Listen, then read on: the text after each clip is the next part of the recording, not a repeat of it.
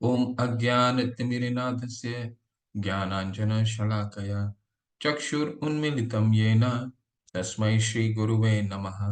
श्रीचैतन्यमनोभीष्टं स्थापितं येन भूतले स्वयं रूप कदा मह्यं ददाति स्वपदान्तिकं। वन्देऽहं श्रीगुरुं श्रीयुतपदकमलं श्रीगुरुं वैष्णवांश्च श्रीरूपं साग्रजातं सहगना रघुनाथान्वितं सजीवं साद्वैतं सावधूतं परिजनसहिता कृष्णचैतन्यदेवं श्रीराधा कृष्णपादान् सहगना ललिता श्रीविशाखान्वितांश्च नमो विष्णुपादाय कृष्णपृष्ठाय भूतले श्रीमते भक्तिवेदांत स्वामीति नामिने नमस्ते सरस्वते देवे गौरवाणी प्रचारिणे निर्विशेष शून्यवादी पाश्चात्य देशतारिणे वाञ्छाकल्पतरुभ्यश्च कृपा सिन्धुभैव च पतितानां पावनेभ्यो वैष्णवेभ्यो नमो नमः। नमो महावदानाय कृष्ण प्रेम पदायते कृष्णाय कृष्ण चैतन्य नामिने गौरीतशे नमः। हे कृष्णा करुणा सिंधु दीनबंधु जगतपते गोपेश गोपिका कांत राधा कांत नमस्तुते ताप्त कांचन गौरांगी राधे वृंदावनेश्वरी वृषभानुसुते देवी प्रणमामि हरिप्रिये। जय श्री कृष्ण चैतन्य प्रभु नित्यानंदा श्री अद्वैत गदाधर शिवाच आदि गौर भक्त वृंदा। हरे कृष्णा कृष्णा कृष्णा हरे हरे हरे राम राम राम हरे हरे। हरे कृष्णा कृष्णा कृष्णा हरे हरे हरे राम राम राम हरे हरे। हरे कृष्णा कृष्णा कृष्णा हरे हरे हरे राम राम राम हरे हरे। हरे कृष्णा। आप सभी का आज छठे अध्याय में सभी का हार्दिक अभिनंदन है। और इससे पहले हम छठा अध्याय शुरू करें, बीच में हम लोग आज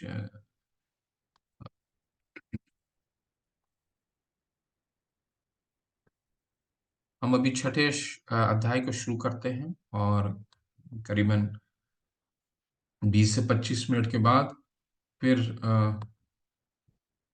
हम पांचवें अध्याय को रिव्यू करेंगे। एक थोड़ा सा गैप ब्रेक लेंगे 5 मिनट का, फिर रिव्यू करेंगे। ठीक है। तो लेकिन ये जानना हमारे लिए बहुत जरूरी है कि छठे योग, ये जो अध्याय है, ये इस कर्म योग, ये पहला भाग का सबसे अंतिम भाग है। ठीक है। पहला भाग क्या है? 1 से 6 तक कर्म योग पढ़ते हैं। ठीक है। और 7 से लेकर के 12 तक हम भक्ति योग पढ़ते हैं और 13 से लेकर के 18 तक हम ज्ञान योग पढ़ते हैं। तो ये कहीं नोट करके रखिएगा।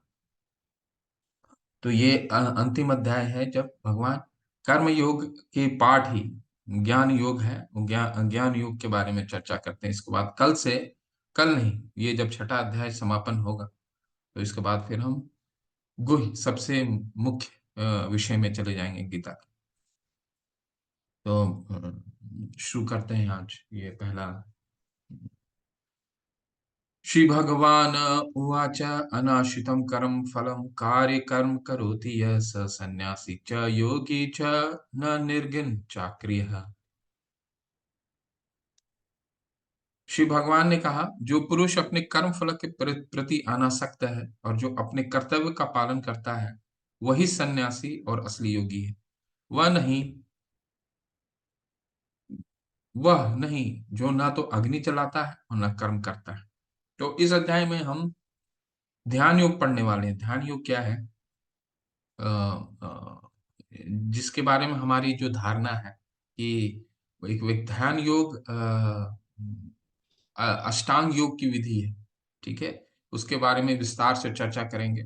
और क्योंकि कहीं भी भगवान किसी भी तरह का संशय रखना नहीं चाहते हैं, हर तरह का योग के बारे में उन्होंने चर्चा कर दिया। तो ध्यान योग, जो बहुत लोगों के मन में विचार आता है कि ध्यान कैसे, जो लोग योगी होते हैं हिमालय में जाकर के योग विद्या का साधना करते हैं, कई ऐसे पंथ के लोग हैं। हिमालय आप चले जाएंगे, हिमालय ऋषिकेश और ऋषिकेश के उस साइड, तो इस योग को वे इस योग विद्या का बहुत सारे पंथ के लोग, बहुत सारे लोग साधक करते हैं।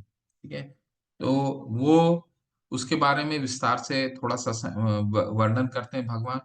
और इस कलयुग के लिए क्या उपयुक्त है, क्या ये योग को करना कलयुग के लिए उपयुक्त है नहीं है, उसका भी वर्णन करेंगे।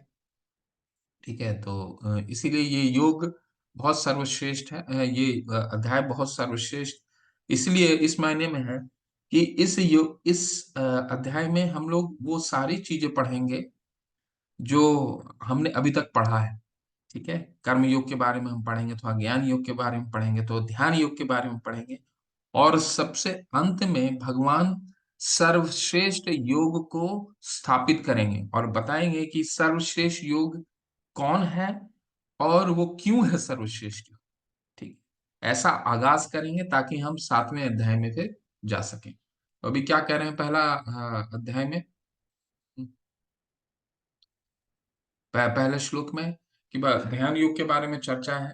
तो पहले दो श्लोकों में भगवान जैसे पहले दो श्लोक पढ़ता हूँ, इसके बाद फिर इन दोनों का सारांश मैं बताऊंगा। यम संन्यासमिति प्राहुर योगम तव विद्धि पांडव सह न हि असन्यस्त संकल्प योगी भवति कश्चन। हे पांडुपुत्र, जिसे सन्यास कहते हैं उसे ही तुम योग अर्थात पर ब्रह्म से युक्त होना जानो, क्योंकि इंद्र तृप्ति के लिए इच्छा को त्यागे बिना कभी भी कोई कभी योगी नहीं हो सकता। तो कोई भी योग है, खासकर ध्यान योग, ध्यान योग क्या है, ये आठ, इसमें 8 चरण होते हैं। मैं अभी आपको एक प्रेजेंटेशन में दिखाऊंगा, 8 चरण होते हैं। ठीक है, उन 8 चरणों को पालन करके एक योगी क्या करता है, अपनी इंद्रिय, जितनी भी इंद्रिय, कर्म इंद्रियां कौन कौन से हैं, हमारी आउटपुट डिवाइस, जिसके उसको वो इस तरह से संचालित करता है, इस तरह से उसकी उस योग साधना के द्वारा उन इंद्र की तृप्ति को वो बिल्कुल बंद कर देना चाहता है, ताकि वो भोग प्रवृत्ति ही खत्म हो जाए। ठीक है? ताकि वो भगवान में अपना साधना, बिल्कुल भगवान में वो ध्यान कर सके। ठीक है, जब तक भोग करने की प्रवृत्ति बनी रहेगी तब तक वो भगवान में ध्यान नहीं लगा सकता। तो भगवान ये कहते हैं कोई भी योग, ये दो श्लोकों के माध्यम से भगवान ये कहते हैं कोई भी योग का एक ही उद्देश्य होता है कि इंद्रिय तृप्ति को निग्रह करना, यानी इंद्रिय की भोगों को, अपनी भोग प्रवृत्ति, खाने की, सुनने की, चलने की, बोलने की, हमारी कर्म इंद्रियां क्या क्या हैं, हमारी आंखें हैं, कान है, नाक है, जिह्वा है, त्वचा है, और ये कितने हो गए, एक, दो, तीन, चार एंड पांच, पांच कर्म इंद्रियां हैं। ठीक है, इसके द्वारा जिसके द्वारा हम ज्ञान लेते हैं। ठीक है, और ज्ञान लेने के कारण हमारी चेतना, कल हमने तीसरे अध्याय में पढ़ा था ना, कि चेतना कैसे विकसित होती है, कि जो चीजें हम देखेंगे, जो चीजें को सुनेंगे, घोड़े का, अब वो घोड़े का कठोपनिषद का है वो श्लोक, जिसमें घोड़ा, 5 घोड़े दिखा रखे हैं। घोड़े के ऊपर कौन होता है, लगाम होता है। लगाम कौन होता है, मन। तो जैसी चीजों को हम अपने कर्म इंद्रियों को एक्सपोज करेंगे, हमारा मन उसी तरह से विकास होगा। मन के ऊपर कौन बैठा रहता है, बुद्धि। अगर मन हमारा शुद्ध है तो बुद्धि स्वतः ही बहुत तीक्ष्ण हो जाती है। तीक्ष्ण का क्या मतलब है, शार्प हो जाता है। सोचने और समझने की शक्ति हमें बहुत तीव्र हो जाती है। किस समय क्या क्या किस विकल्प के साथ कार्य करना है, वो बिल्कुल सटीक हो जाता है। ठीक है, क्यों, क्योंकि मन शांत है, चेतना शांत है। मन अगर विचलित है तो बुद्धि सही दिशा में कार्य नहीं कर सकती।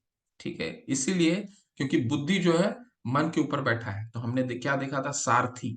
सारथी कौन है, बुद्धि। लगाम कौन है, मन। और वो जो 5 घोड़े हैं वो कौन है, वो कर्म इंद्रियां हैं। ठीक है, तो और बुद्धि के ऊपर कौन है, बुद्धि के ऊपर है आत्मा। ठीक है, तो ये जो आपको तस्वीर है, पूरे आप दिमाग में इसको बैठा लीजिए, ताकि हमको इन इन जब भी कर्म इंद्रियां के बारे में आएगा, वो घोड़ा, वो रथ, वो लगाम, वो सारथी और वो आत्मा, वो बिल्कुल एकदम छपा रहना चाहिए, ताकि समझने में बहुत आसानी होगी। तो कोई भी योग विद्या का एक ही उद्देश्य होता है, क्या, वो जो 5 घोड़े हैं, कर्म इंद्रियां हैं, उनको आप किसी तरह रोक लीजिए ताकि मन आपका शुद्ध रहे, बुद्धि शुद्ध रहे। ठीक है? और अपने मन जब मन शुद्ध रहेगा तो भगवान में स्थिर हो सकता है। ठीक है? भगवान में ध्यान लगा सकते हैं। तो यहाँ पे भगवान क्या कह रहे हैं कि कोई भी योग विद्या का एक ही उद्देश्य होता है, कि अपनी कर्म इंद्रियां, अपनी इंद्रियों को निग्रह करना और भगवान में अपनी भगवान का आत्म साक्षात्कार करना। लेकिन कृष्ण भावनामृत तो सर्वश्रेष्ठ है। पूछे कैसे? कोई बताना चाहेगा क्या? कोई हैंड रेस करना चाहेगा कि हमने कल भी पढ़ा था, 5वें अध्याय में भी पढ़ा था, तीसरे अध्याय में भी पढ़ा था। कोई ये बता सकता है? क्या ये कोई पार्टिसिपेट कर सकते हैं कि सब विद्याओं में ये कृष्ण भावनामृत, वैसे तो इस अध्याय के अंत में भगवान स्थापित करेंगे, पर अब तक हमें थोड़ा बहुत अनुमान लग गया होगा कि एक कृष्ण भावनामृत में भक्त क्या करता है और बाकी के योगों में भक्त क्या करता है। कृष्ण भावनामृत में अच्छा है, बस एक चीज आप लोग मुझे बताएं, कृष्ण भावनामृत अब तक आपकी क्या समझ में है? कृष्ण भावनामृत का क्या समझ, आप लोग कैसे समझते हैं? उसमें एक व्यक्ति क्या करता है? हैंड रेज कीजिए, चैट में डालिए एक शॉर्ट अभी तक, क्योंकि ये हमें समझना बहुत जरूरी है। कर्म एक अ, कृष्ण भावनामृत का क्या मतलब होता है? जी वंदना माता जी, हरे कृष्ण माता जी, अनम्यूट कीजिए प्लीज। हरे कृष्ण प्रभु जी। बोलिए माता। प्रभु जी, कृष्ण भावनामत में व्यक्ति समस्त जीवों के कल्याण कार्यों में सदैव व्यस्त रहता है। जी माता, बिल्कुल बिल्कुल। वो लेकिन माता वो रिजल्टेंट है, आप जो कह रही हैं बिल्कुल ठीक है। लेकिन वो रिजल्टेंट, वो पहले कृष्ण भावनामृत में अंदर आता है, इसके बाद सबका पहले स्वयं का कल्याण करता है, फिर दूसरों का कल्याण करता हाँ है। जी। तो तो पहले वो स्वयं का भगवान को जी प्रसन्न करने के सारे सारे उपाय करता है। जी माता जी जी। हेलो। हरे कृष्ण। स्वागतिका स्वगातिका माता, हरे कृष्ण माता, अनम्यूट कीजिए माता। कृष्ण भावनामृत का क्या अर्थ, क्या देखते हैं आप? जी माता प्लीज। कृष्ण भावना में सदैव हम जागृत अवस्था में रहते हैं। जी माता। वैसे तो सारे योगों में जागृत रहते हैं माता जी, लेकिन कृष्ण भावनामृत में ऐसा विशेष क्या है माता? प्रभु जी, जैसे कि हम जो भी कर्म करें तो प्रभु को समर्पण करते हुए कर्म करते हैं। जी बिल्कुल बिल्कुल, बिल्कुल ठीक, बिल्कुल। हरि बोल। धन्यवाद प्रभु जी। कोई और पार्टिसिपेट करना चाहते हैं, कुछ और कुछ कहना चाहते हैं कोई? कृष्ण भावनामृत में एक व्यक्ति कैसे क्या करता है कि ये जो 5 इंद्रियां हैं वो उसके व्यस्त होते हैं, वो क्या ऐसा करता है? ठीक है चलिए, मैं बताता हूँ। कृष्ण भावनामृत में एक व्यक्ति क्या करता है? हाँ, एक हैंड रेज हुआ जी, सुदीप्ता माता जी, हरे कृष्ण माता प्लीज। हरे हरे कृष्ण। कृष्ण प्रभु जी। हरे कृष्ण please। हम अपने सारे इंद्रियों को कृष्ण के अ, इसमें लगाते हैं, पूजा में लगाते हैं। सुनते हैं तो उन्हीं के नाम सुनते हैं, बोलते हैं तो उन्हीं के नाम बोलते हैं, देखते हैं तो उन्हीं की दर्शन करते हैं, सूंघते हैं तो उनको जो फूल चढ़ाते हैं उसी का सुगंध लेते हैं। एंड कोशिश करते हैं कि पूरे अपने सब इंद्रियों से उनकी दर्शन करें, उनकी पूजा करें, उनकी आराधना करें। हरि बोल माता, एक बहुत सुंदर, एकदम बिल्कुल माता ने सारे संशय को क्लियर कर दिया, बिल्कुल बहुत सुंदर, हरि बोल माता। हरे कृष्ण प्रभु जी। माता ने बिल्कुल सटीक में, आप लोग सबने भाग लिया, माता ने सब को सारांश में बता दिया। कृष्ण भावनामृत में व्यक्ति को कोई चीजों को निग्रह करने की आवश्यकता नहीं है, किसी चीज को रोकने की आवश्यकता नहीं है। ये नहीं खाना चाहिए, ये नहीं खाना चाहिए, पहाड़ में जाकर के मैं योग करने लगूंगा तो अपने आप ही ये सब चीजें मिलना बंद हो जाएंगी, तो मेरा इंद्रिय जो है, जीव की तुष्टि, जीव का जो लालच है वैसे ही बंद हो जाएगा। इंद्रिय कृष्ण भावनामृत में ये नहीं व्यक्ति करता, क्या करता है? भगवान को प्रसाद भोग अर्पित करता है, उच्छिष्ट को ग्रहण करता है, अच्छे अच्छे प्रसाद ग्रहण करता है। भगवान, जैसे माता ने बताया, भगवान के अर्च विग्रहों को देखता है, ठीक है, सुंदर सुंदर अर्च विग्रह हैं उनको देखता है, उनके कीर्तन को, उनके श्रवण करता है, उनकी लीलाओं को श्रवण करता है, ठीक है, और उनकी कीर्तन करता है, भगवान के अ, भगवान के का श्रवण करता है, ग्रंथों का ग्रंथों को पढ़ता है। तो इसमें क्या होता है, उसकी जो जितनी भी कर्म इंद्रियां हैं वो इन सबों में इंगेज रहती हैं। अब इंगेज रहने के व्यस्त रहती हैं, जिसके कारण निग्रह करने की आवश्यकता नहीं पड़ती, ठीक है। लेकिन बाकी योगों में क्या है, बाकी योगों में उसको इन सब चीजों को बंद करना पड़ता है, ताकि वो कहते हैं कि ना कि ये नहीं करना है, नहीं तो ये मान लीजिए एक आगे हम लोग पढ़ेंगे इसको, कभी कभी वो खाना बनाना भी छोड़ देते हैं, ठीक है। इस खाना बनाना का क्या मतलब है, कभी कभी वो कहते हैं कि इस खाने में ये यहाँ से आया होगा, इसमें इस तरह का जीव हत्या हुआ है। वो कभी कभी इनको भी, आपको जो शाकाहारी भोजन है उनको भी समझते हैं, उसको भी मार करके लाया गया, तो वो क्या करते हैं, फल फ्रूट ही खाते हैं जंगल में जा करके। उनको ये कॉन्सेप्ट नहीं है, आता है कि भगवान को अर्पित किया हुआ भोग को हम खाएं। और ऐसे कई उदाहरण आते हैं, जैसे एक और उदाहरण आता है कि एक कई पंथ के लोग होते हैं जो विवाह को बिल्कुल निष्कासित करते हैं। विवाह जबकि एक यज्ञ है, शास्त्रों में अनुमति दी गई है, यज्ञ है, उसको निष्कासित करते हैं कि विवाह करना, विवाह जो है एक इंद्र तृप्ति के लिए किया जाता है, ठीक है, जबकि शास्त्रों में अनुमोदन किया गया है, विवाह इंद्र तृप्ति को निग्रह करने के लिए किया जाता है, ठीक है। तो कहने का क्या तात्पर्य है, कहने का तात्पर्य यह है, कृष्णा भावनामृत में व्यक्ति अपने सारी कर्म इंद्रियों को इंगेज करके रखता है भगवान की सेवा के लिए, ठीक है। और बाकी के योगों में क्या है, उसको आर्टिफिशियली, कृत्रिम तरीके से बंद करना पड़ता है। हम अभी देखेंगे कैसे कैसे। तो ये 2 श्लोकों में भगवान इसका सारांश बताते हैं, ठीक है। अब हम लोग इसके टेक्निकल डिटेल्स में आने वाले हैं कि ये योग है क्या, ठीक है। तो मैं एक आपको प्रेजेंटेशन दिखाता हूँ जो आपको लेवल 1 में भी था, तो वो मैं आपको दिखाऊंगा। उससे पहले आप अपना अनुमान कर लीजिए, फिर मैं आपको समझाता हूँ।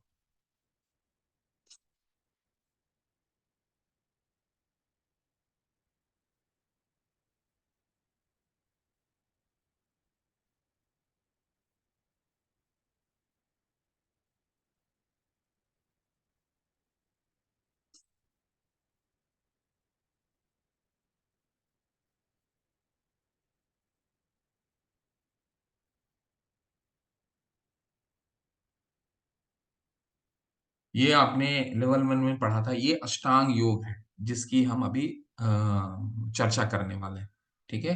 अष्टांग योग का क्या मतलब, अष्ट मतलब होता है 8, 8, ठीक है। तो इसमें ये 8 प्रोसेस है, जिसके जिसके जिसको पालन करते हुए एक योगी अपने इंद्रिय तृप्ति को, इंद्रियों को निग्रह करता है और भगवान में अंततः जाकर के भगवान में अपना चित्त एकाग्र करता है। तो इसमें क्या आता है, शुरू होता है यम से, ठीक है। ये पहला है, ये जो यम से शुरू होता है, इनको आप देख लीजिए अच्छे से, ठीक है। इसी पे अभी हम चर्चा करने वाले हैं, इसको लिख लीजिए कहीं। यम है, नियम है, आसन है, प्राणायाम है, प्रत्याहार है, धारणा है, ध्यान है, और सबसे अंतिम चरण है, सबसे अंतिम प्रोसेस है समाधि, ठीक है। यम का क्या मतलब होता है, पहले मैं एक सारांश में आपको समझा देता हूं ताकि आगे आपको समझने में आसानी हो जाएगी, हम जो पढ़ने वाले हैं। यम का क्या मतलब होता है कि उनको क्या क्या नहीं करना चाहिए। क्या नहीं करना चाहिए मतलब, ध्यान योगी को अगर भीड़ भाड़ इलाके में जाकर के वो संन्यास भगवान पे चित्त एकाग्र करेगा, तो क्या वो भगवान पे चित्त एकाग्र कर पाएगा। तो क्या नहीं करना चाहिए, एकांत में जाकर के करना चाहिए, ठीक है। तो आजकल के तो आपको कई जितने भी तीर्थ स्थल हो गए उसमें भी बहुत भीड़ हो गया है। तो यम का मतलब है उनको क्या नहीं करना चाहिए, क्या नहीं करना चाहिए, ज्यादा नहीं खाना चाहिए, सारा कुछ अभी आने वाला है, सब कुछ आएगा। मैं बस सारांश में आपको समझा रहा हूँ। नियम क्या है? नियम का क्या मतलब है? किन नियमों का पालन करना है, ठीक है, कितना खाना खाना चाहिए, कितना देर उनको सोना चाहिए। डूज इंग्लिश में अगर बोलते हैं, अंग्रेजी में क्या करना चाहिए, डूज जिसको बोलते हैं, यम का क्या नहीं करना चाहिए, डोंट्स, ठीक है। तीसरा चरण आता है आसन, मतलब एक ऐसा आसन बैठना चाहिए जहां की वो पुराने वैदिक काल में इसको कुशाघास जो हिरन के छाल होते हैं ना, हिरन के छाल को लोग यूज करते थे, क्योंकि वो बहुत ही मुलायम होता था और काफी, क्योंकि ये योग विद्या ऐसी योग विद्या है, ध्यान योग, जिसमें व्यक्ति को, एक भक्त को बहुत लंबे समय तक भगवान में अपना ध्यान एकाग्र करना पड़ता है, ठीक है। तो एक अच्छा आसन ग्रहण करना, और आसन के बाद क्या है, प्राणायाम। ये जो अंत में ये आप यम नियम आसन प्राणायाम चौथा है। प्राणायाम में क्या है, अपने सांसों को 8 तरह के हमारे शरीर में सांस होते हैं, उन सांसों को वो अपने योग इस विद्या के माध्यम से रेगुलेट करता है। किन सांसों को ऊपर करना है, किन सांसों को नीचे करना है, उसको रेगुलेट करता है, ठीक है।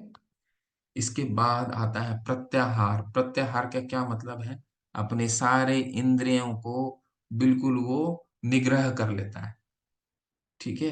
कितना खाना चाहिए बिल्कुल निग्रह कर लेता है, बिल्कुल उसमें वापस ले लेता है। अब उसे कोई उस इच्छा, अपनी सारी इच्छाओं को मार देता है इंद्रियों। इसके बाद जो प्रोसेस आता है, ये होता है धारणा। धारणा का में क्या है, धारणा में वो भगवान पे चित्त एकाग्र करना शुरू करता है।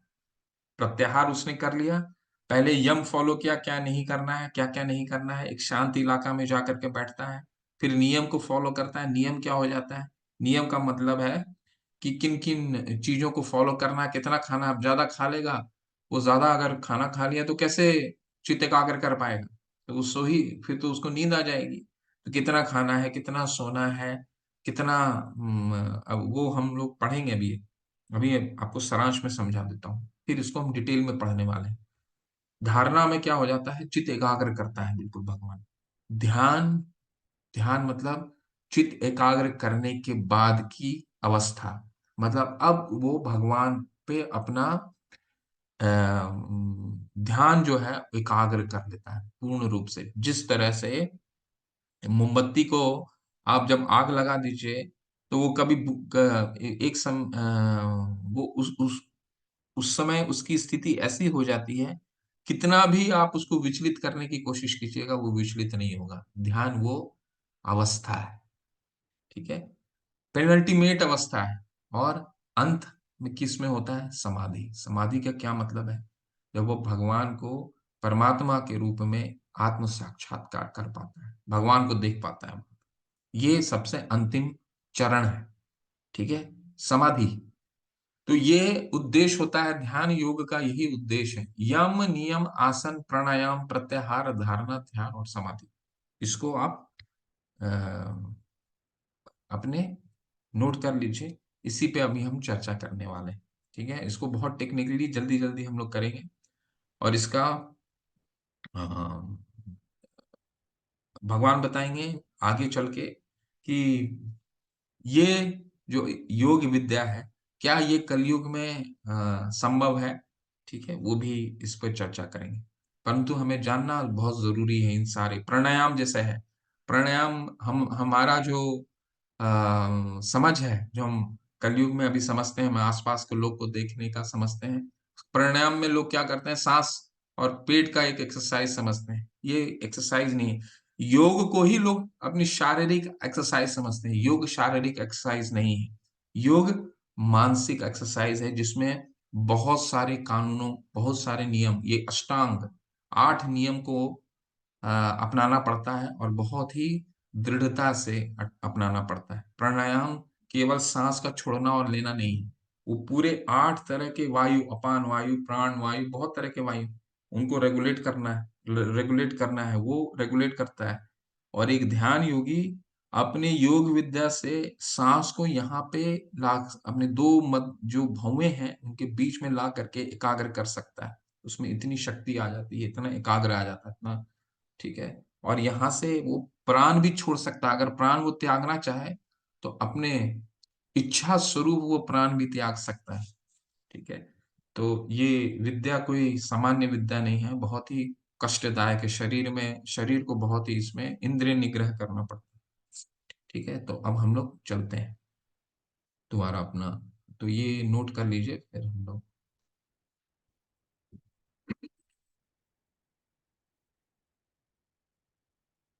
ठीक है।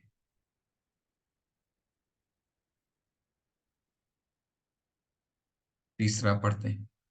आरुरुक्षो मुने योगम कर्म कारणमुच्यते योगारूढ़स्य तस्यैव शमः कारणमुच्यते। अष्टांग योग के नव साधक के लिए कर्म साधन कहलाता है, और योग सिद्धि पुरुष के लिए समस्त भौतिक कार्यकलाप का परित्याग ही साधन कहा जाता है। तो ये जो 8 चरण है, ठीक है, इसमें से पहला क्या था? यम। इसको लिखिए, यम होता है, उसके ऊपर होता है नियम, नियम के ऊपर होता है आसन, आसन के ऊपर होता है प्राणायाम, प्राणायाम के ऊपर होता है प्रत्याहार, ठीक है, प्रत्याहार के ऊपर होता है धारणा, धारणा के ऊपर होता है ध्यान, और सबसे अंतिम है समाधि। तो पहले 6 को आरुरुक्षु बोला जाता है, ये स्टेप को आरुरुक्षु, प्रारंभिक, जब स्टार्ट करता है धारणा तक का जो प्रोसेस है उसको आरुरुक्षु बोलते हैं, ठीक है। और अंतिम के जब वो उसका धारणा धारणा का स्टेज में पहुंच जाता है, तो क्या होता, धारणा में क्या करता है? धारणा एक वो अवस्था है जो वो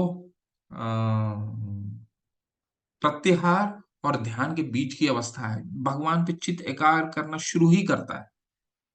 तो अप टू धारणा आरुरुक्षु है, वो इनिशियल स्टेज बोला जाता है। और ध्यान और समाधि ये प्रौढ़ अवस्था है, प्रौढ़ अवस्था, मेच्योर्ड अवस्था, जहां पे वो आत्म साक्षात्कार कर सकता है। ध्यान की अवस्था में कितना भी विचलित करने का कोशिश कीजिएगा, वो विचलित वो योगी नहीं हो सकता है। तो वो अवस्था है आरूढ़, आरूढ़स्य, ठीक है, आरूढ़स्य, आरुरुक्षु और आरूढ़स्य, ये और ये, ठीक है। अंतिम के 2 को आरूढ़स्य बोला जाता है, और पहले 6 को आरुरुक्षु बोला जाता है, ठीक है।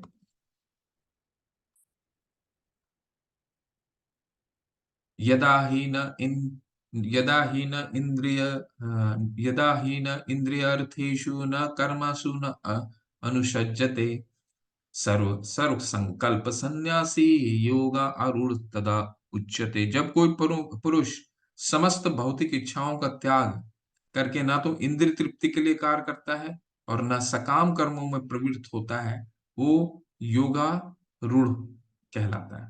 तो मैंने आपको क्या समझाया? मैंने आपको समझाया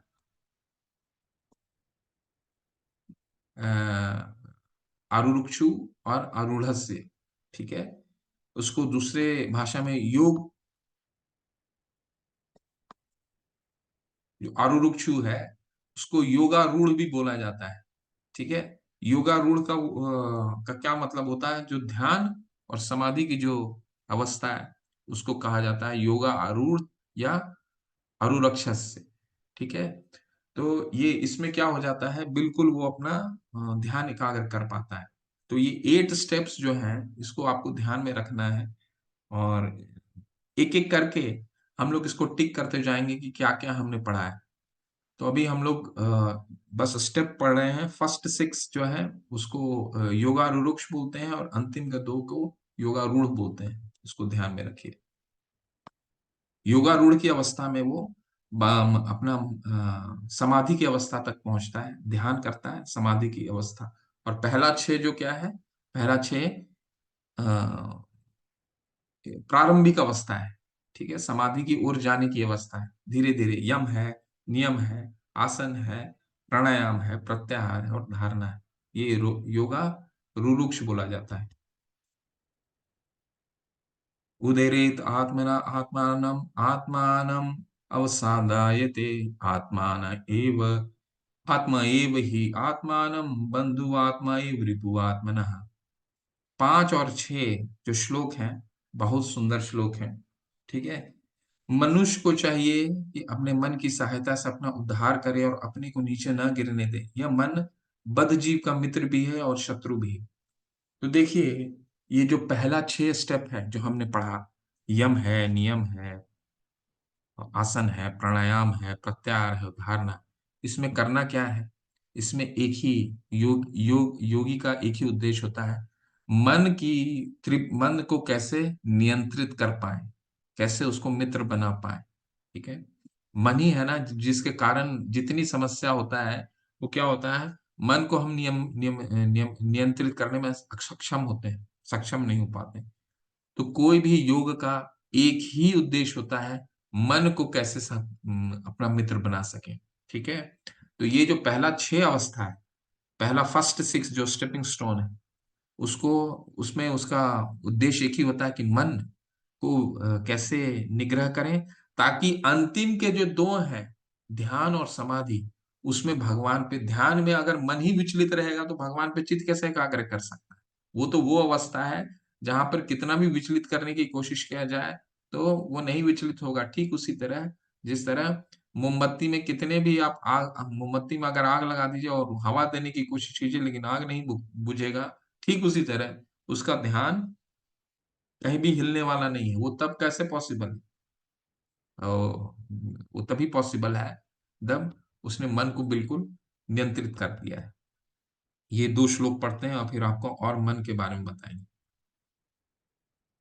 बंधुरात्मना आत्मना तस्य येन आत्मना आत्मनैव जितः आत्मना तस्तु शत्रुत्वे वर्ते आत्मैव शत्रुवतः। जिसने मन को जीत लिया है उसके लिए मन सर्वश्रेष्ठ मित्र है, किंतु जो ऐसा नहीं कर पाया उसके लिए मन सबसे बड़ा शत्रु बना रहेगा। ठीक है, इसका क्या मतलब है? इन 2 श्लोका का एक ही मतलब है, जिसने मन को जीत लिया। मन मन जो है हमारा सबसे बड़ा, हम अगर उसको हम स्वतंत्र छोड़ देते हैं, मन ठीक वैसा ही है जैसे एक गाड़ी है। गाड़ी में 2 लोग बैठे हैं, एक आप है और एक आपका मन। मन कौन होता है? आपका ड्राइवर होता है। अगर आपको उसको नियंत्रित नहीं कीजिएगा, उसको नहीं बताइएगा कि कहाँ लेकर के जाना है, तब उस पे छोड़ देंगे तो मन वहीं लेकर के चला जाएगा जहां उसकी इच्छा है। ठीक है, सुबह अगर 4 बजे उठना है और मंगल आरती करना है, आपने समझा दिया मन को, अगर आपने मित्र बना लिया, तो अलार्म जब बजेगा तो उसको आप ऑफ नहीं कीजिएगा। जो क्या हुआ, वो आपका मित्र बन गया। और अगर मित्र नहीं बना तो सबसे बड़ा शत्रु होता है। वो तो हम सभी जानते हैं, हम सबके मन में शत्रु कितना बड़ा हमारा शत्रु बन जाता है मन में। किसी ने हमें कुछ बोल दिया तो हमारी मन, म्यूट रखिए प्लीज आप लोग।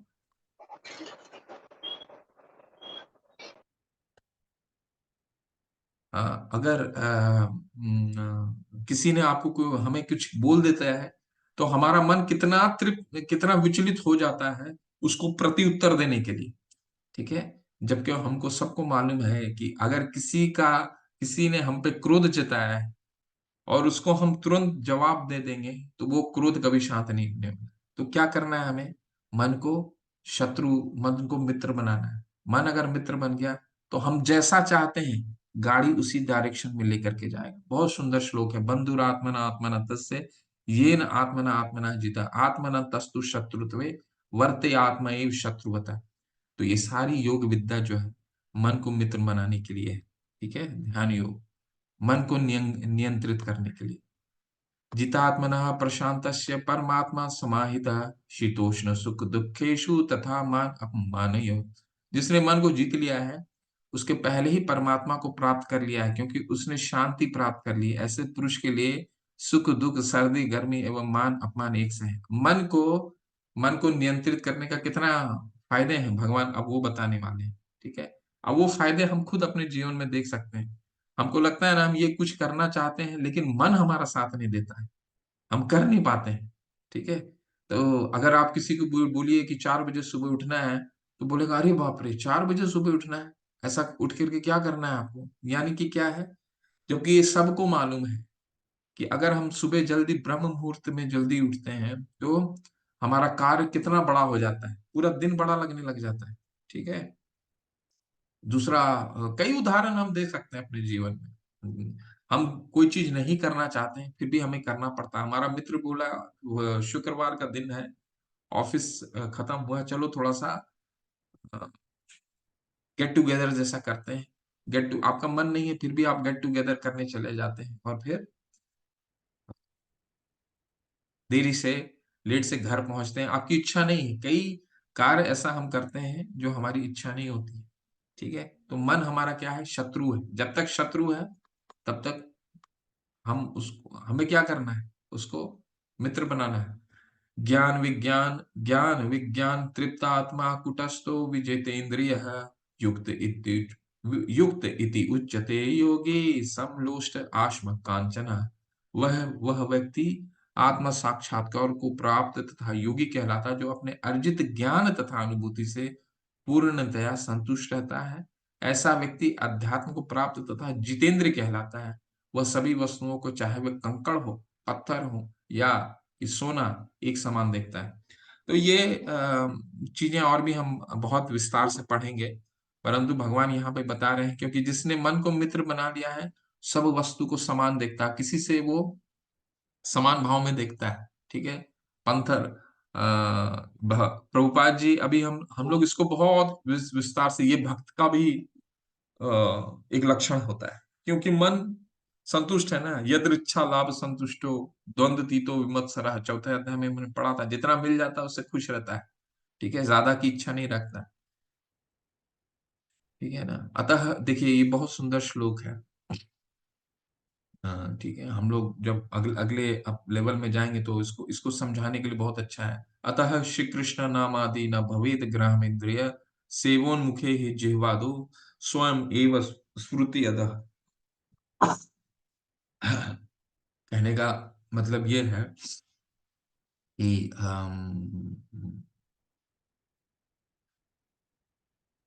चाहे वो कंकड़ हो, पत्थर हो या सोना, अगर हम अपने कृष्ण, अतः श्री कृष्ण नाम आदि, कृष्ण का नाम अगर हम अपने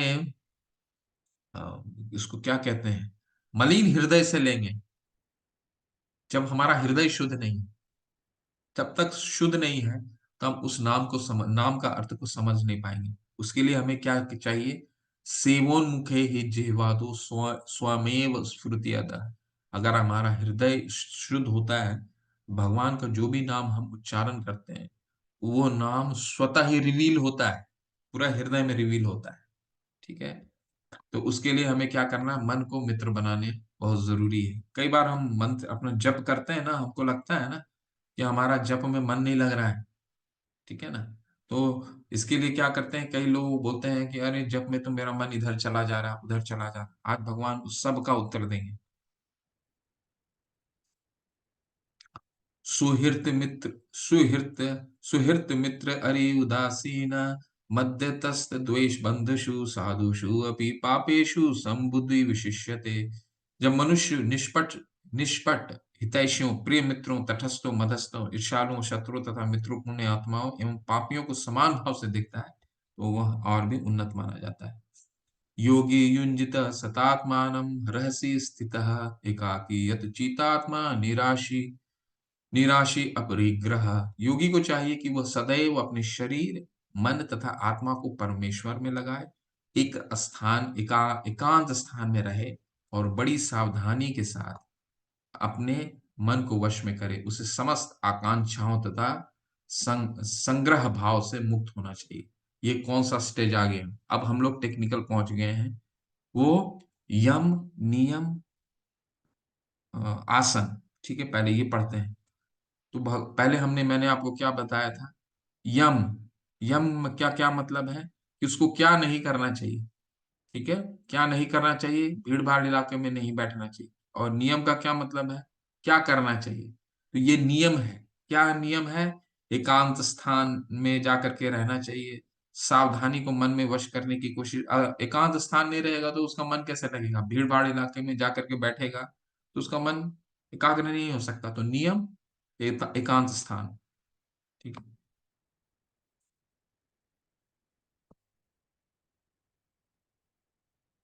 शुचौ देश प्रतिष्ठास्य स्थिरम आसनम आत्मनः, ये है प्राणायाम, आसन। ठीक है, आसन कैसा होना चाहिए? अभी हमने नियम पढ़ा है, एकांत स्थान। शुचौ देशे प्रतिष्ठाप्य स्थिरम आसनम आत्मनः, न अति उच्छितम न अति नीचनम, न नीचनम चैलजिन कुशोत्तरम, तैत्र काग्रम मनः कृत्वा यतचित इंद्रिय क्रिय उपवश्य आसने युंजायात योगम आत्म विशुद्धये। योगाभ्यास के लिए योगी एक एकांत स्थान में जाकर भूमि पर कुशा बिछाते हैं। कुशा मतलब हिरन का जो एक कुशा घास भी होता है, और उसे मृग छाला से ढके तथा ऊपर से मुलायम वस्त्र बिछा देते हैं। ठीक है, तो कुशा घास, जंगल में कुशा घास पाए जाते थे पहले। तो वो नियम एकांत स्थान चुनता है, वो नियम हो गया। फिर आसन ग्रहण करता है। आसन में क्या करता है? कुशा घास लगाता है। आसन न तो बहुत ऊंचा हो ना बहुत नीचा, ये पवित्र स्थान में स्थित हो। योगी की चाहिए कि इस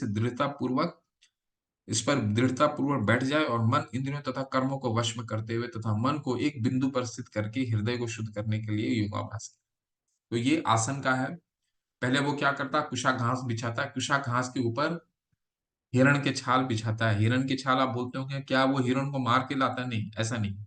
क्या होता था, जंगल में हिरन जो है शिकार करने के बाद हिरन के कई छाल नदी के किनारे पाए जाते थे। तो हिरन के छाल में बैठने से वो काफी मुलायम होने की वजह से योगी जो है बहुत लंबे लंबे टाइम तक उसमें बैठ सकते थे।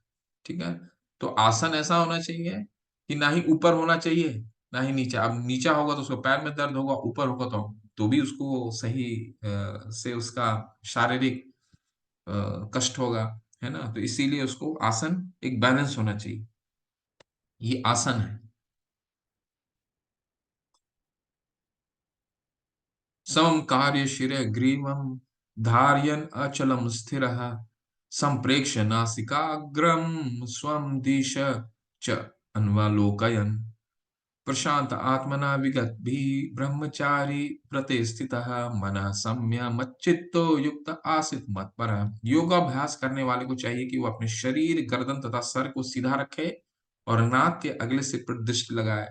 इस प्रकार वह अविचलित तथा दमित मन से, भय रहित, विषय जीवन से पूर्णतया मुक्त होकर अपने हृदय में मेरा चिंतन करे और मुझे ही अपना चरम चरण चरम लक्ष्य बनाए। तो ये कौन सा आ गया? ये वही अवस्था है। पहला क्या था? यम। यम का क्या नहीं करना है? नियम किन एकांत स्थान में जाना है।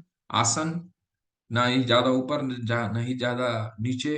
और फिर शरीर का पोस्चर, प्राणायाम। ठीक है, शरीर का गर्दन स्थिर सीधा रखना है। ठीक है, ये प्राणायाम हो गया।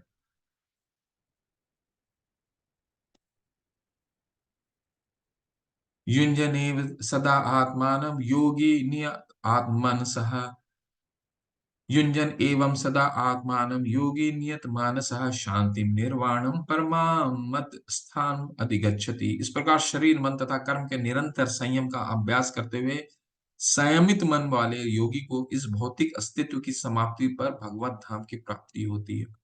तो ये देखिए, यहाँ पे ठीक उसी क्रम में भगवान नहीं बताने वाले हैं जिस क्रम में हमने पढ़ा है। ठीक है, कि यम के बाद नियम बताएंगे, नियम के बाद आसन बताएंगे, आसन के बाद प्राणायाम बताएंगे, उसके बाद प्रत्याहार, धारणा, ध्यान। ऐसा नहीं, भगवान कहीं से भी बताएंगे। ये क्या है? ये धारणा की स्थिति है। धारणा में क्या होता है? एक बार प्रत्याहार यानी इंद्रियों को निग्रह कर लिया उसने, तो भगवान पे अपना चित्त एकाग्र करना शुरू करता है।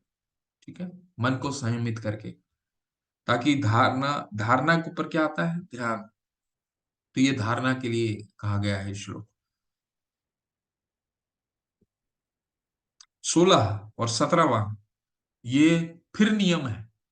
ठीक है, नियम यानी क्या क्या करना है। बहुत सुंदर है, सुनिएगा।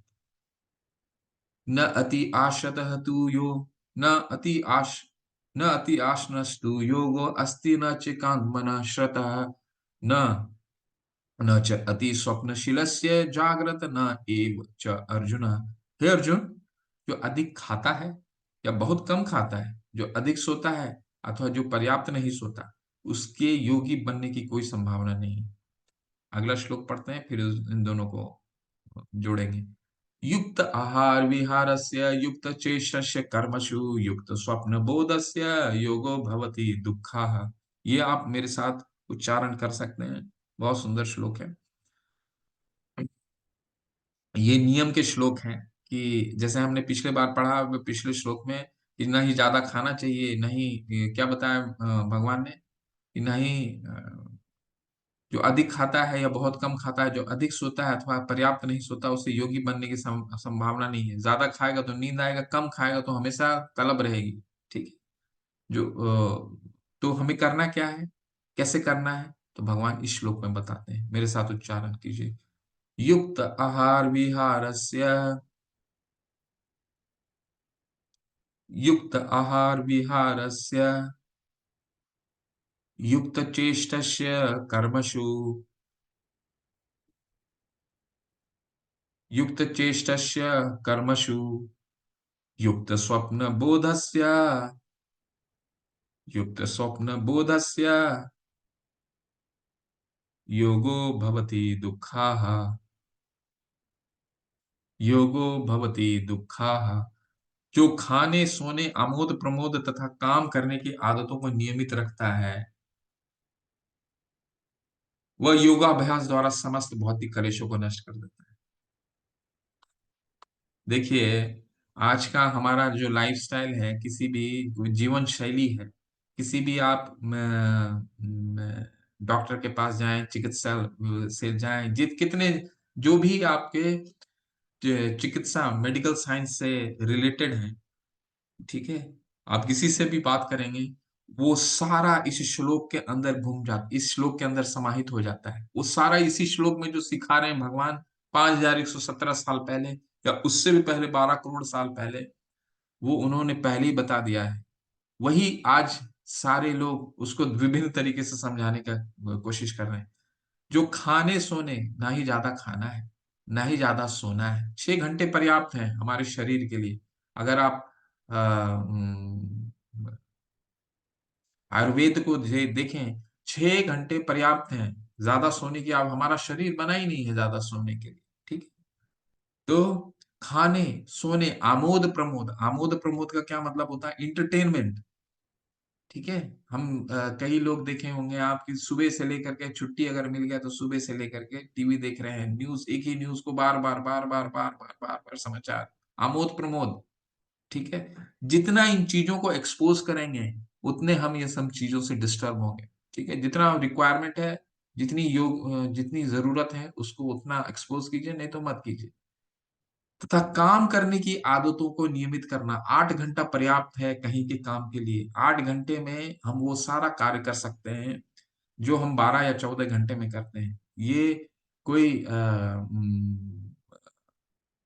ये आप कहीं भी चले जाइए बाहर के देशों में, वो पूरे सप्ताह का वीकली घंटा बना रखते हैं। हमें लगता है कि 8 घंटे तो पर्याप्त नहीं, लेकिन आप देखेंगे ऑफिसों में लोग 8 घंटे भी बहुत ही कंपनी के कार्य में बहुत ही संलग्नता से वो 8 घंटे नहीं व्यतीत करते हैं। कभी वो वहां जाते हैं, कभी चाय पीते हैं, कभी उनसे बातें करते हैं, कभी समय का बहुत नष्ट होता है। तो 8 घंटे में आप समझ लीजिए, आप 6 घंटे या 7 घंटे ही काम कर पाते हैं। अगर लगन से ही 8 घंटे कार्य कर ले तो वो पर्याप्त है, बिल्कुल पर्याप्त है, अगर सिंसेरिटी से काम किया जाए।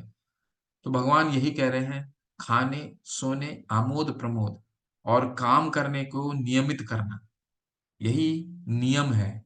नियम का जो अंतर्गत है ना, यम नियम, बहुत सुंदर श्लोक है।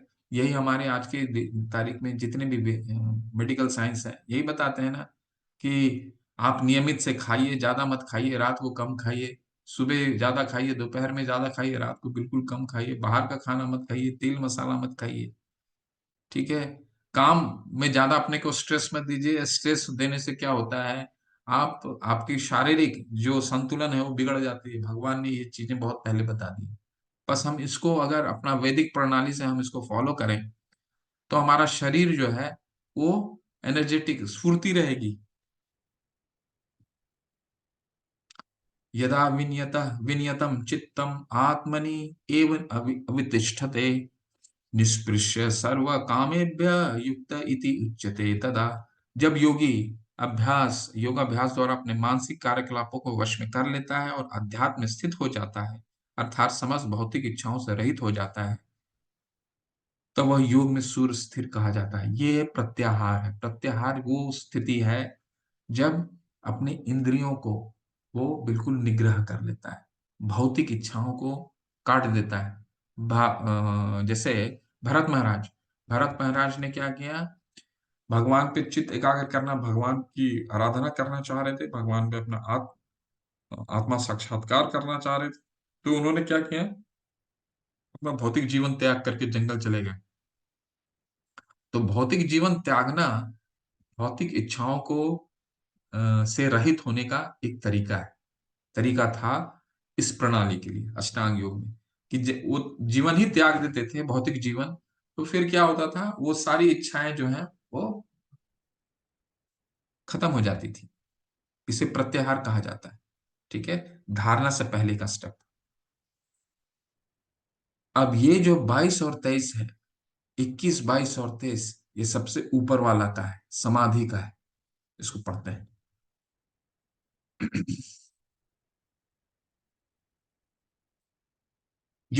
यत्रोपरमते चित्तम निरुद्धम योग सेवया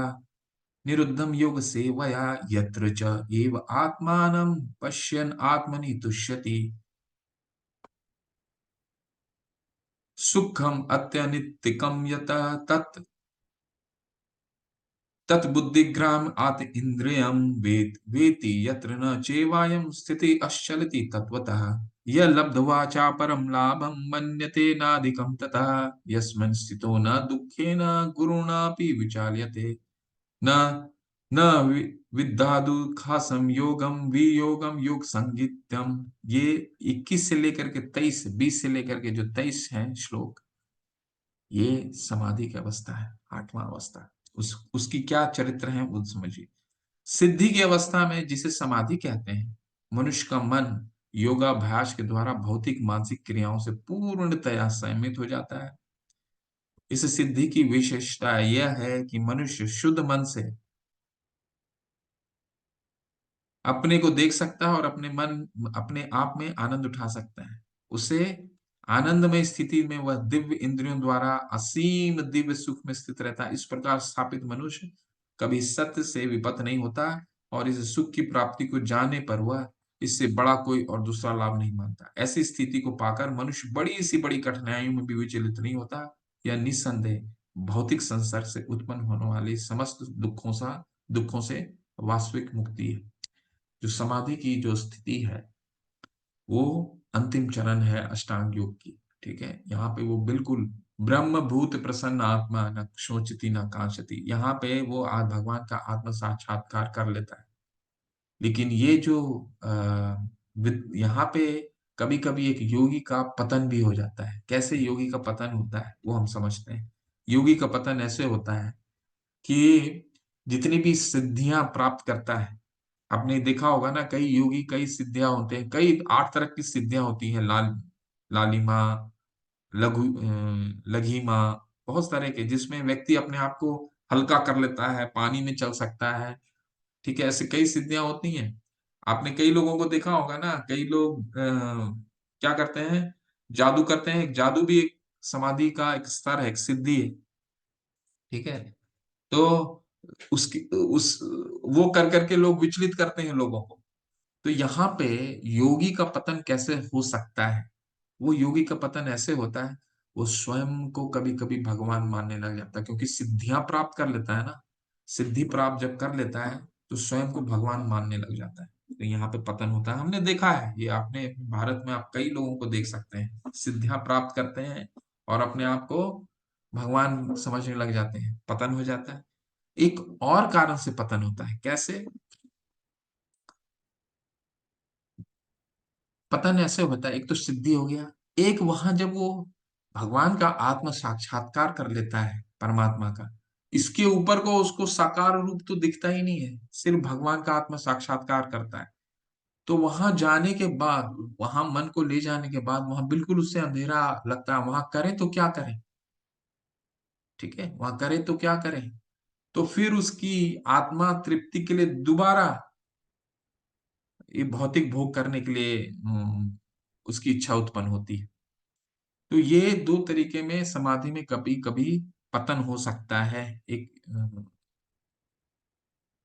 एक सिद्ध पुरुष का। ठीक है, तो ये समाधि की स्थिति है। दो श्लोक और करते हैं।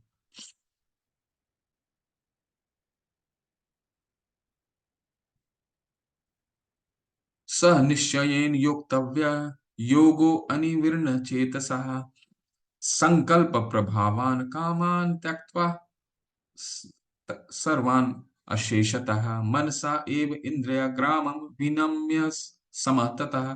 मनुष्य को चाहिए कि संकल्प तथा श्रद्धा के साथ योगाभ्यास में लगे और पथ से विचलित न हो। उसे चाहिए कि मनोधर्म से उत्पन्न समस्त इच्छाओं का निरपवाद रूप से त्याग दे और इस प्रकार मन के सभी सभी ओर से इंद्रियों को वश में कर ले। ये दोबारा प्रत्याहार में भगवान कहे। अभी समाधि बताया उन्होंने, समाधि में क्या लक्षण है, भगवान का आत्म साक्षात्कार करता है और आनंदित रहता है। ब्रह्म भूत प्रसन्न आत्मा न सोचती न कांक्षती, अंदर से आनंद हो जाता है, क्योंकि जिसको वो देखने के लिए इतना शारीरिक उसने कष्ट उठाए, उसका दर्शन हो रहा है उसको। वो समाधि का स्तर है। भगवान यहाँ पे दोबारा प्रत्याहार का स्तर को लेकर के आ रहे हैं, जहाँ पे इंद्रियों को निग्रह किया जाता है, त्यागा जाता है इंद्रियों को। शनै शनै शनै शनै उपरमेता बुद्ध्या धृति गृहीतया आत्म संस्थम मनः कृत्वा न किंचति अपि चिंतयेत। धीरे धीरे क्रमशः पूर्ण विश्वास पूर्वक बुद्धि के द्वारा समाधि में स्थित होना चाहिए और इस प्रकार मन को आत्मा में ही स्थित करना चाहिए तथा अन्य कुछ भी नहीं सोचना चाहिए। ये समाधि की स्थिति में भगवान दोबारा ले जा रहे हैं। तो अभी हम इसी में डेविएट कर रहे हैं। भगवान लीनियर वे में नहीं समझाएंगे हमें। ऐसा नहीं समझाएंगे कि पहले ऐसे करो, पहले ऐसे करो, ऐसे करो, प्राण पहले यम फॉलो करो, नियम करो, नियम के बाद आसन ग्रहण करो, फिर प्राणायाम करो, फिर प्रत्याहार, धारणा, ध्यान और समाधि। नहीं, भगवान एक हमें पूर्ण रूप से अष्टांग योग समझाने की कोशिश कर रहे हैं। तो समाधि की अवस्था है चित्त एकाग्र करना, वहां विचलित नहीं होता है योगी। दो श्लोक और करते हैं, इसके बाद आज का समापन करते हैं। बहुत सुंदर श्लोक, बहुत ही सुंदर श्लोक है। और ये अंतिम श्लोक है, इसके बाद फिर हम लोग ये समझाना बहुत आवश्यक है। यह तो मन को, अब समाधि के स्तर में तो व्यक्ति पहुंच गया, ठीक है।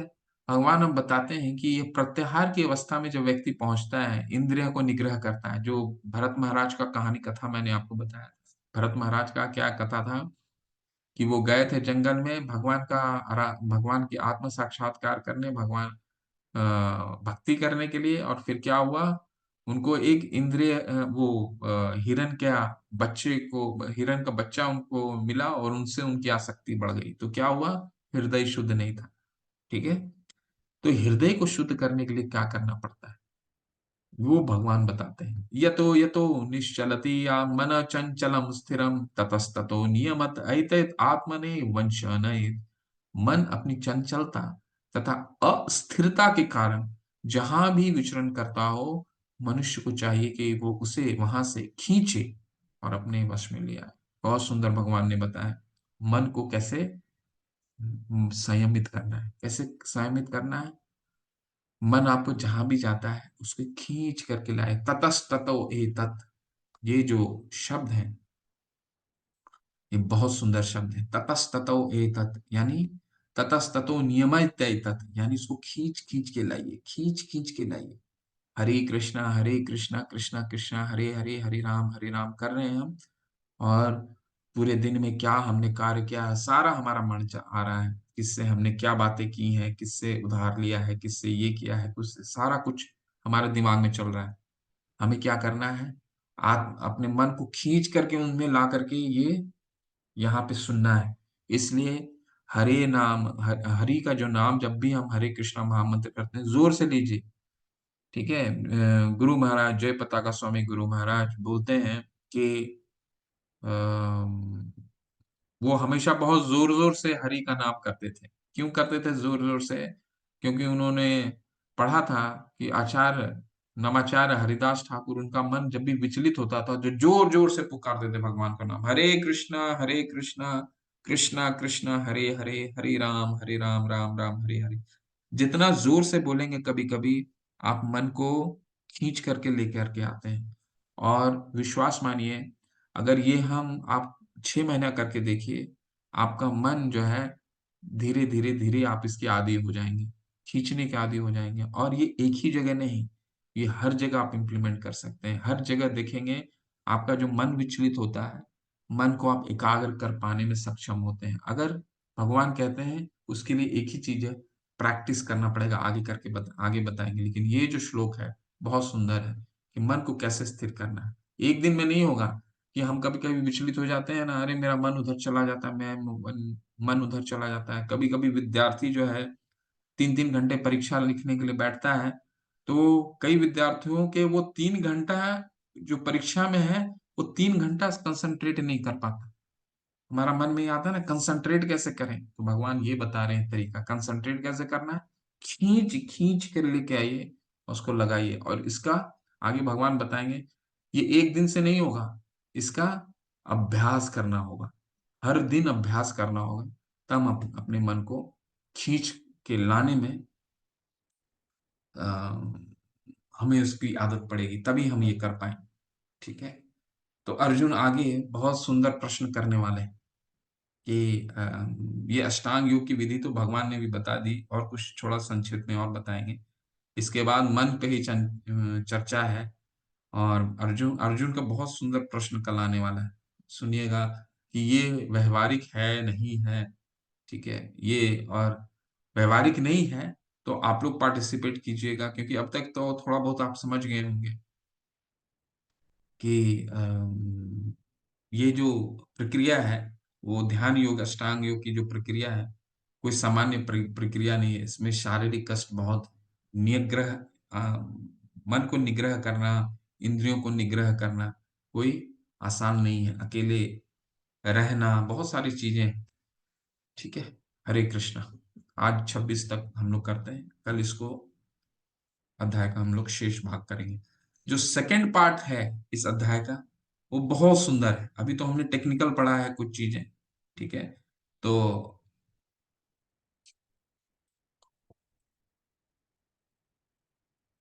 कोशिश कीजिए कि कल मैं आपको एक चार्ट भी भेजूंगा, आपके ग्रुप में एक चार्ट आएगा। वो 8 जो चरण है, यम, नियम, आसन, प्राणायाम, प्रत्याहार, धारणा, ध्यान, समाधि, ठीक है? ये किन-किन श्लोकों में पाया जाता है, ये मैं लिख करके आपको भेजूंगा। यो टेक्निकली आपको हमें जानना चाहिए कि ये ध्यान योग बहुत ज़रूरी है, ठीक है? आज हमने क्या-क्या पढ़ा है? आज हमने अष्टांग योग की विधि के बारे में पढ़ा है। अष्टांग योग में क्या आता है? 8 चरण हैं, जैसे मैंने बताया।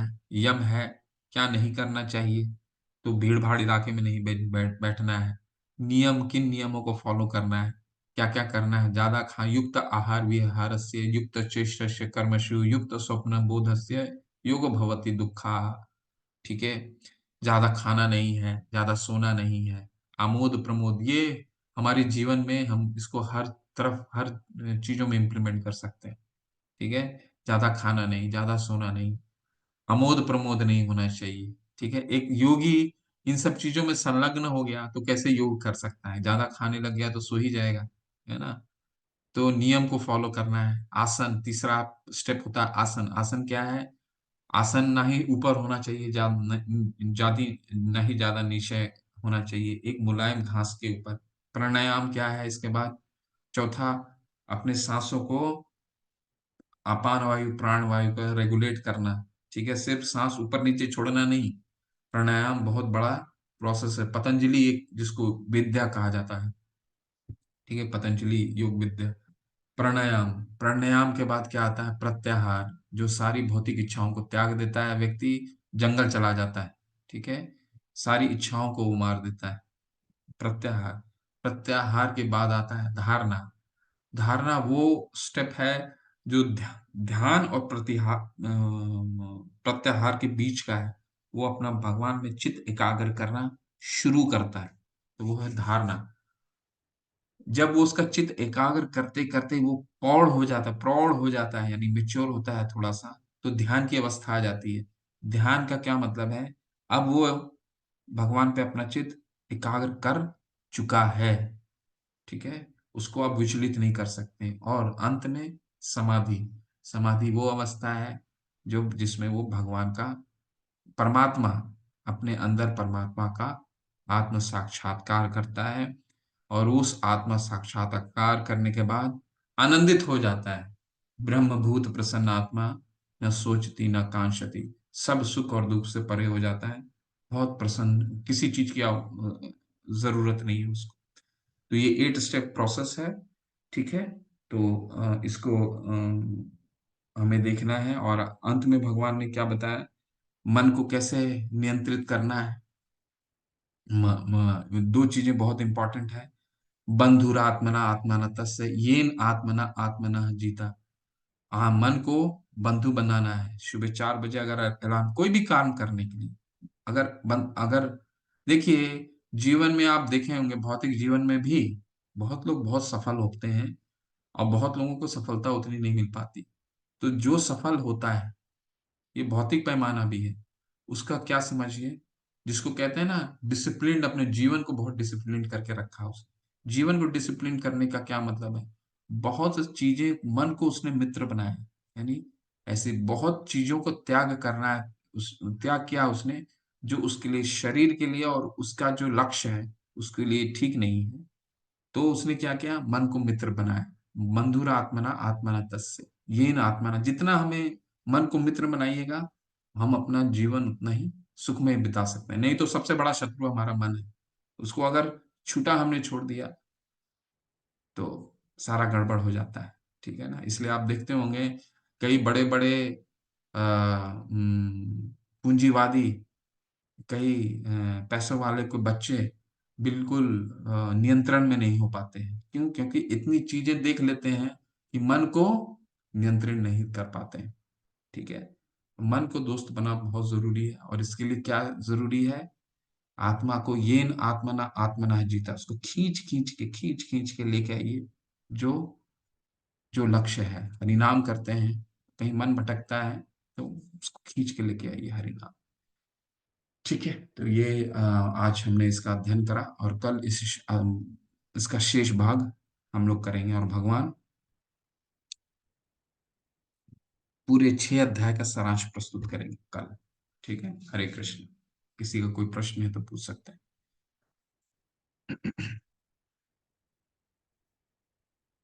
किसी का कोई संशय है, कुछ ऐड करना चाहते हैं?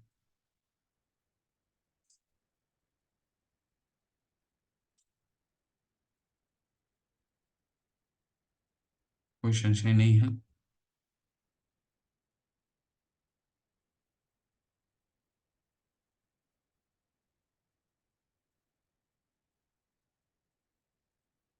अगर कोई संशय नहीं है तो मैं आपसे 2 प्रश्न करता हूँ। 5वां अध्याय कर्म संन्यास है, ठीक है। 5वां अध्याय भगवान ने कर्म संन्यास या कर्म योग क्यों बोला, जबकि तीसरे अध्याय में कर्म योग भगवान ने बोल दिया था? जो 5वां अध्याय बोलने की क्या आवश्यकता पड़ी भगवान को? ऐसा क्या हुआ कि 5वां दोबारा समझाने की आवश्यकता पड़ी?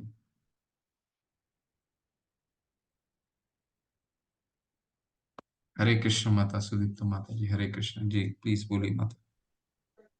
अर्जुन अर्जुन जी ने फिर से जानने की कोशिश की थी कि अ, हम लोगों के लिए, लाइक, हम लोग इतनी आसानी से नहीं समझ पाते हैं, इसलिए वो फिर से ये दोबारा उनको समझाने के लिए बोले थे।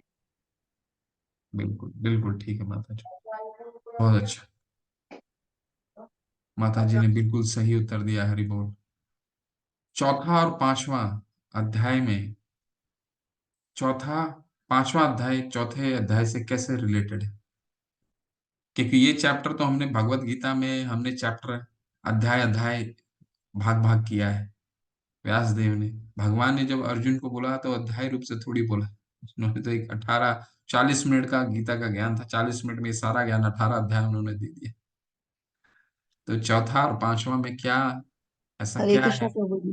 हरे कृष्ण माता जी, जी प्लीज। चौथे अध्याय में प्रभु जी दिव्य ज्ञान का ज्ञान बताया है उन्होंने अर्जुन को, कि दिव्य ज्ञान मतलब जैसे दिया है कृष्ण भगवान ने। जी माता जी बिल्कुल, लेकिन दोनों में क्या रिलेशन है माता जी? पांचवा अध्याय और चौथे अध्याय में क्या रिलेशन है? प्रभु जी पांचवें अध्याय में कर्म के बारे में बताया और चौथे अध्याय में दिव्य ज्ञान दिया कि मतलब आप मतलब। जी माता जी बिल्कुल बिल्कुल ठीक बोल रहे हैं आप, कंक्लूड कर दीजिए।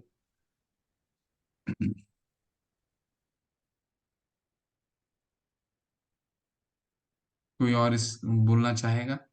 चौथा और पांचवा अध्याय में क्या रिलेशन है, क्या संबंध है? ज्ञान योग है चौथा अध्याय, और पांचवा अध्याय है कर्म संन्यास। जैसे अभी माता जी ने समझाया कि अर्जुन दोबारा हमारे बिहाफ में ये जानने की कोशिश किए, तो इसलिए भगवान ने कर्म संन्यास बताया। लेकिन चौथा अध्याय में ऐसा क्या इंसिडेंट हुआ कि पांचवा अध्याय को बोलने की आवश्यकता पड़ी, और दोनों में संबंध क्या है? ठीक है, अगर मैं दोबारा बता देता हूँ। चौथे अध्याय के अंतिम पेनल्टीमेट श्लोक में भगवान, जो अंतिम है शायद 42वां है ना, 42वां 41वें श्लोक में भगवान कहते हैं, 42वां श्लोक में कहते हैं कि तुम अ, कर्म फल को निष्काम, कर्म फल को त्यागो और भगवान की भक्ति में लगो। ठीक है। और 42वें श्लोक 43वें श्लोक में दोबारा कहते हैं कि तुम उठो और युद्ध करो। 42 में क्या बोलते हैं? कर्म फल को त्यागो, मेरी भक्ति करो।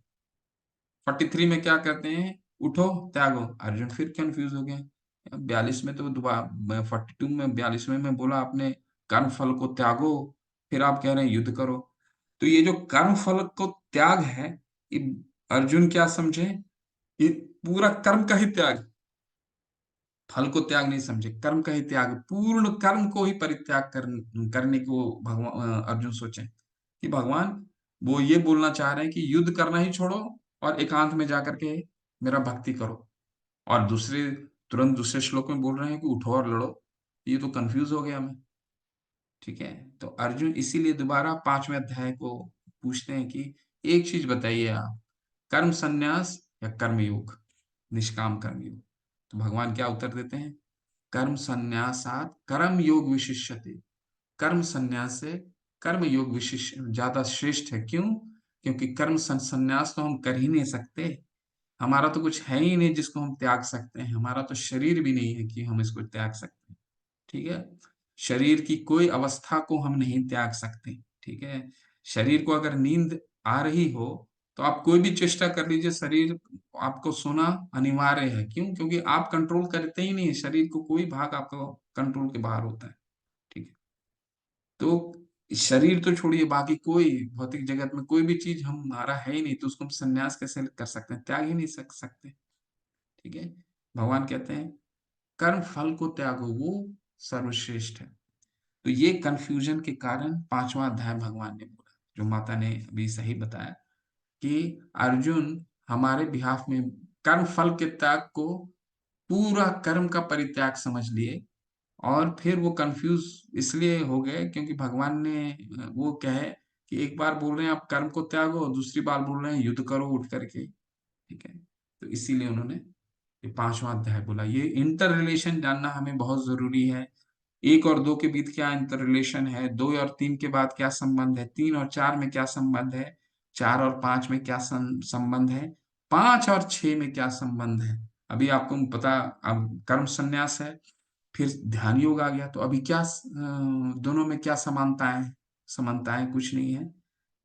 इसमें भी ध्यान योग के बारे में पांचवें अध्याय में ऑलरेडी भगवान ने ट्रेलर दे दिया था, पेनल्टीमेट श्लोक में, श्लोक का नंबर है वो 27 और 28। अष्टांग योग की विधि के बारे में पांचवें अध्याय में भगवान बताते हैं, तो डिटेल में फिर, इसीलिए हर अध्याय एक दूसरे से जुड़ा हुआ है। क्यों? ये हमें जानना बहुत जरूरी है। इसलिए इसको अध्ययन कीजिए। और कल जब हम पहुंचेंगे, जब ये छठा अध्याय समाप्त होगा, तो छठे और सातवें का इंटर रिलेशन में आपसे चर्चा करूंगा। ठीक है, किसी का और कोई प्रश्न है, कुछ और कुछ जानना चाहते हैं? अगर पांचवा अध्याय से कोई प्रश्न है या कुछ पढ़े हैं, कुछ ऐसा डाउट है मन में, तो पूछ सकते हो, नहीं तो फिर आज का सेशन समापन करते हैं। पांचवें अध्याय के बहुत अच्छे अच्छे श्लोक हैं, उसको अच्छे से पढ़िए। ठीक है, विद्या विनय संपन्ने ब्राह्मणे गवि हस्तनि सुनि चैव शपाकी च पंडिता समदर्शिना। ज्ञानी व्यक्ति सभी को, सब जीवों में समान दृष्टि को देखता है। ठीक है, जब निष्काम कर्म फल, जब फल को त्याग देता है, इसके बाद का रिजल्टेंट क्या है? रिजल्टेंट है सभी को एक समान दृष्टि से देखता है। ठीक है, सभी को समान दृष्टि से देखता है। और भौतिक का जितनी सुख की जितनी चीजें हैं उसको त्यागता है। ठीक है, पांच फिफ्थ फिफ्थ श्लोका का 23वां श्लोक है ना, बहुत सुंदर श्लोक है। 5 का 22 है या 23 है, मुझे याद नहीं आ रहा है। क्या श्लोका है?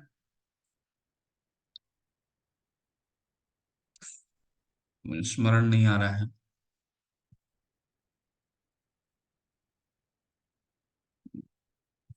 चलिए कोई नहीं, कल बात करते हैं उस पर। ठीक है, तो और अंत में सबसे सुंदर शांति सूत्र, उसको जरूर पढ़िए, जो हमारे जीवन में शांति लाता है। भुक्ताराम यक तपसाम सर्वलोक महेश्वरम सुहृदय सर्वभूतानाम ज्ञात्वा माम शांति मृच्छति। ठीक है, भगवान ही सभी कर्म फलों के भोक्ता हैं, ईश्वरों के महा ईश्वर हैं, और हमारे सबसे बड़े हितैषी। जब हम ये जान जाते हैं कि हमारे सबसे बड़े हितैषी हैं, तो फिर हमें दुखी होने की कोई जरूरत ही नहीं है। भगवान कितना बड़ा भी दुख दे दिए हमें, तो एक डिवोटी है, डिवोट भक्त अगर हो जाता है। देखिए एक बार क्या हुआ, हमारे बहुत चाहने वाले भक्त थे, बाइक से आ रहे थे, और बाइक उनका फिसल के गिर गया, और काफी चोट आई उनको। चोट आने के बाद उनसे जब पूछे कि कैसे आप बाइक चला रहे थे, क्या हो गया आपको, तो उनके शक्ल में बिल्कुल एक शिकन कष्ट नहीं था। बोले कि देखिए भगवान की अपरंपार कृपा है कि मेरा पैर, उनका पैर का एक तरह का में थोड़ा सा फ्रैक्चर आ गया था। बोला कि सिर्फ फ्रैक्चर ही आया, और मेरा मेरा और कुछ इससे ज्यादा कोई हानि तो नहीं हुआ। ये तो भगवान की असीम कृपा है ना। तो वो भगवान का भक्त ये जान जाता है कि जो वो उसको स्थिति दिए हैं, तत्कालीन स्थिति दिए हैं, वो उसके लिए सबसे अच्छा है। इसलिए भगवान हमारे सबसे बड़े हितैषी हैं। कोई बोलता है ना, हमको इतना दुख मिल रहा है, हम भगवान को इतना हमने किया, लेकिन भगवान हमें इतना दुखी दे रहे हैं। भगवान जो हमें दुख दे रहे हैं, हम इससे ज्यादा के भागीदार थे, लेकिन भगवान क्या है, हम सबसे बड़े हितैषी हैं, इसीलिए थोड़ा सा कष्ट उन्होंने हर लिया है। इसको ऐसे करके देखना है। ठीक है, चलिए चलते हैं फिर, और कल छठा अध्याय शेष करेंगे। वांछा कल्पतरुभ्यश्च कृपा सिन्धुभ्येव च पतितानां पावनेभ्यो वैष्णवे भयो नमो नमः। अनंत कोटि वैष्णव वृंद की जय, श्रील प्रभुपाद की जय, नामाचार्य हरिदास ठाकुर की जय। हरे कृष्ण आप सभी को।